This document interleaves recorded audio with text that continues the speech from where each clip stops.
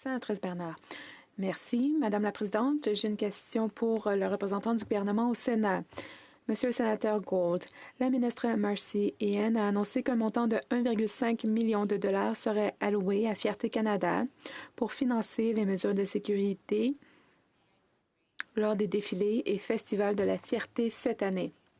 Cet argent est alloué en réponse à l'augmentation très réelle de la violence et des menaces de violence à l'encontre de la communauté 2E LGBTQ+. Les personnes de cette communauté, les membres de cette communauté subissent également de la violence au quotidien. Toute l'année, ici en ce pays, sous forme de discrimination sur le lieu de travail, de discrimination systémique dans le système des soins de santé et de harcèlement. Monsieur le sénateur Gould, compte tenu de l'augmentation de la violence à l'égard de cette communauté pendant le mois de la fierté, quel type de soutien le gouvernement prévoit-il d'offrir après la fin du mois de la fierté et quelles autres stratégies le gouvernement prévoit-il de mettre en place pour protéger les membres de la communauté 2E LGBTQ+, tout au long de l'année? Merci pour votre question, Madame la sénatrice, et merci d'avoir souligné cet enjeu important et la vulnérabilité des membres de la communauté LGBTQ à la discrimination qui continue de manière tragique. Le gouvernement est fier des mesures qu'il a prises et les mesures pour punir la discrimination. Il y a quelques années, le gouvernement a débattu des amendements à la loi canadienne sur les droits de la personne afin de renforcer les protections pour les membres de la communauté LGBTQ.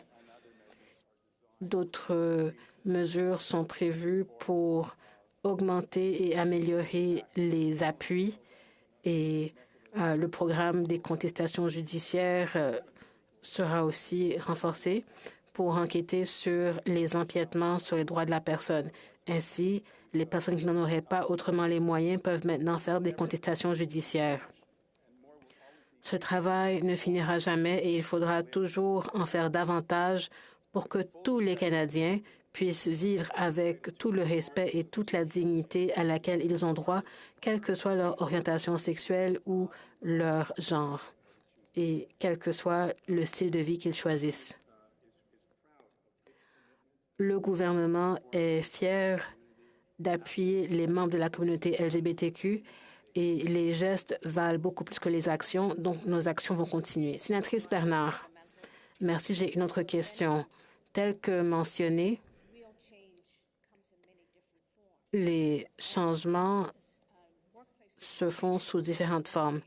La discrimination au travail est l'un des types de discrimination que les gens vivent au quotidien.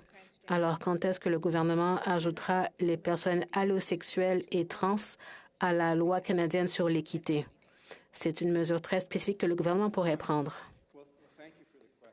Merci pour la question. Je ne suis pas en mesure d'y répondre de manière précise, mais je vais certainement mentionner cela au ministre responsable. Cependant, je peux vous dire que notre Constitution, notre loi sur les droits de la personne et notre jurisprudence et nos lois provinciales et fédérales interdisent ce type de discrimination. Mais merci d'avoir soulevé la question.